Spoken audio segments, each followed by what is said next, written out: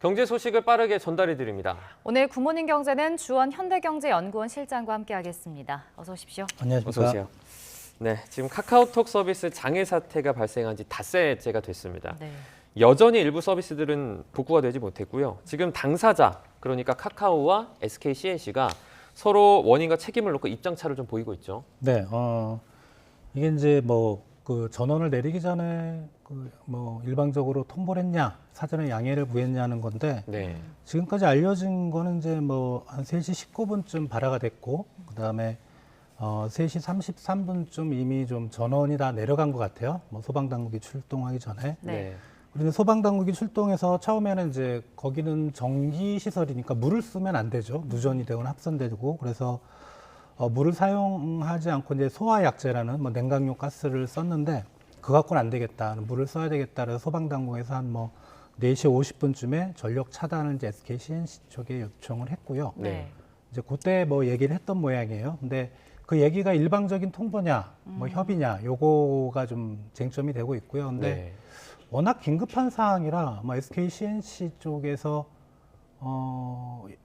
협의를 한다는 거는 좀 시간이 걸리는 거잖아요. 네. 그러니까 거의 일방적인 통보였겠죠. 빠르게 해야 되니까 그래서 그런 것 때문에 이제 서로 좀 입장차가 있는 걸로 생각이 됩니다. 네. 그러니까 결국은 일방적인 통보였다, 양해를 구했다, 양측의 입장차가 있는 건데 이렇게 서로 말이 다른 이유가 이 손해배상 문제가 있기 때문인 건가요? 예, 그러니까 요번에 카카오가 하루 피해액이 한 200억 원 정도로 추산이 되고 있어요. 정확한 건 아니지만. 근데 네. SK C&C 배상 책임 보험 한도가 70억 원입니다. 자기네 그 재물보험이 한 4천억 원 정도 있는데 네. 그거는 이제 카카오 쪽에 주는 게 아니고 자기네 이제 건물이라든가 자기네들 재산용이고 그러니까 최대 한도가 70억 원이라 사실 지금 피해액이 하루 추산액만 해도 이미 넘어서잖아요. 네. 그거에 대한 책임 소재 이런 걸 이제 카카오 쪽에서 좀 밝히려고 하는 것 같은데 네. 쉽지는 않은 걸로 다만 이제 카카오 쪽에서는 SK C&C 측과 손해배상 논의를 진행할 계획이다. 그렇게 하고 있는데 아무튼 제가 보기에는 양측의 어떤 그 손해배상에 대한 책임 소재 이게 관건인 걸로 생각이 됩니다. 네. 지금 추가로 카카오 관련해서 하나만 더 여쭤볼게요. 다양한 문제점들이 수면 위로 올라왔는데 예컨대 어떤 서버의 분산 관리 문제 또는 여기서 출발을 해서 자체 데이터 센터가 있느냐 없느냐 지금 독과점 문제까지 나왔거든요.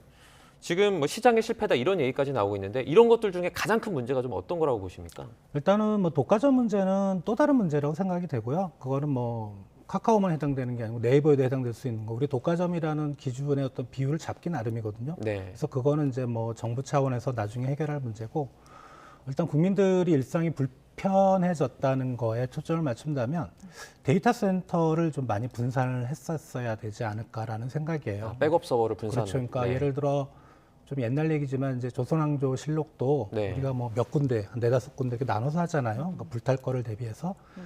그러니까 그런 거를 생각하면 정말 이제 국민들이 많이 의존하는 그런 시스템이라면 당연히 데이터를 좀 분산하고 한쪽에 문제가 생겼을 때 바로 백업이 되고 복구가 될 수 있는 이런 시스템이 만들어졌어야 하는 게 카카오 측에서 좀 고려를 했어야 되지 않을까 생각이 됩니다. 네. 네, 알겠습니다.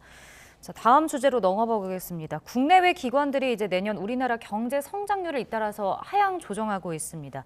IMF도 내년 우리 경제 성장률 전망치를 2%로 하향 조정했는데 이제는 1%대 성장률 전망도 나오고 있는 것 같더라고요. 이제 국제기관들인 IMF나 OECD, 월드뱅크가 예를 들어 우리나라 경제 성장률을 2%로 했다면 IMF가 2%로 했죠, 실제로.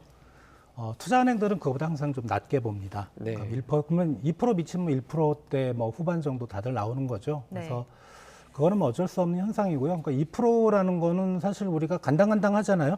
거기서 좀만 경제가 휘청하면 당장 1%로 떨어지는 거고 좀 좋아지면 2%대 중반까지 올라가는 거니까 네. 당연히 투자은행들은 상당히 좀 보수적으로 보는 경향이 있어요. 모든 나라에 대해서. 왜냐하면 IMF는 이제 어떤 나라에 투자했을 때 어떤 기업이나 개인이 투자했을 때 손해가 나도 IMF가 책임은 없잖아요. 근데 투자은행들은 자기들의 보고서를 가지고 자기가 어떤 나라의 성장률을 제시하고 그 나라의 경제 상황을 제시해야 되는 거니까 그런 법적인 책임까지는 아니더라도 자기들의 명성에 흠이 갈 수 있거든요. 그러니까 그런 부분 생각할 때 좀 보수적으로 추정을 하는 그런 관례 그런 것 때문에 1%대도 나온다고 생각됩니다. 네. 지금 세계적인 동향을 좀 보면 뭐 우크라이나 전쟁에 고물가에 고금리에 고환율에 정말 좋은 소식이 하나도 들려오지 않는 것 같습니다. 지금 이런 대내외적인 상황을 봤을 때 성장 둔화는 좀 불가피하다고 보십니까? 그렇죠. 이제 올해가 우리나라 연간 경제 성장률 2%대 중반 정도를 다들 보고 있고요. 네. 내년에는 2%대 초반에 다 컨센서스가 보여 있기 때문에 뭐 한 0.5%포인트는 내려간다고 보시면 될 것 같거든요. 그 정도 성장률이 1년 만에 내려간다는 거는 단순히 뭐 소비나 투자, 수출 어느 한 부분에 문제가 생겨서 힘들고 네.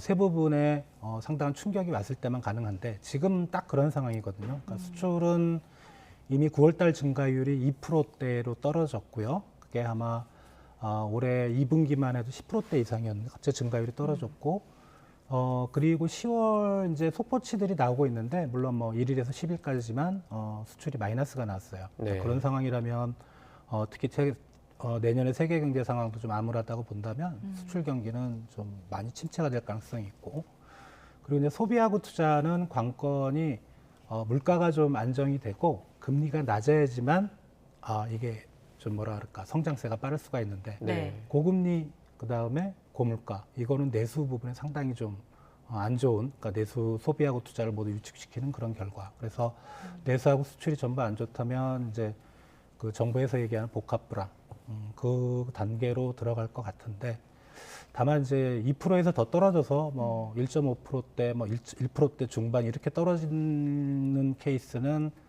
뭔가 이런 우리가 생각하는 그런 충격 말고 새로운 충격이 들어와야지만 네. 그렇게 급락하는 거고 2%대 내외, 2.0 내외라는 거는 지금의 어떤 세계 경제가 조금씩 내려가는 그런 분위기가 아마 묻어 있지 않나 생각이 됩니다. 네. 자, 이번엔 해외 증시도 살펴보겠습니다.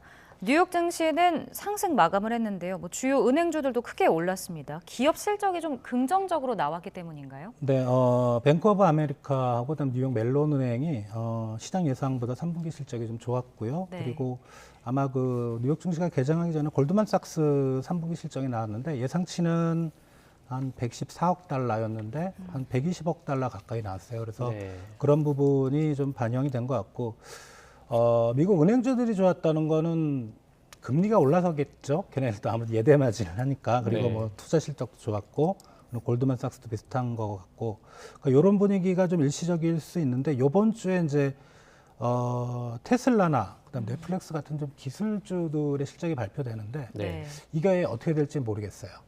특히 이제 기술주들은 금리에 상당히 좀 민감하거든요. 실적이 그러니까 금리가 높아지면 상당히 실적이 악화될 수도 있고 그래서 그런 부분들이 반영이 되면 또 이제 급등락을 할 수가 있고 만약에 이런 기술주들이 계속 뭐 이번에 실적이 좀 좋게 나오면 증시가 조금은 훈풍을 탈 수도 있지 않을까 그동안 많이 또 급락도 했고 네. 이제 그런 전망이 있습니다.